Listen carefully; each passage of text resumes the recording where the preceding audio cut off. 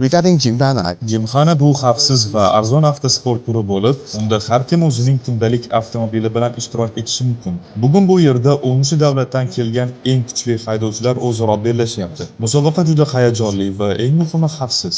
Biz Gymxonani nafaqat milliy, balki mintaqaviy va global darajaga olib chiqishni maqsad qilganmiz. Chunki bu sport tashqaridan oddiy ko'rinsa-da, aslida juda yuqori haydash mahorati, aniqlik va moslashuvchanlikni talab qiladi. Eng muhimi esa Gymxona qimmat avtomobillar emas, haydovchining mahoratiga tayanadigan, hamma uchun ochiq avtosport turidir.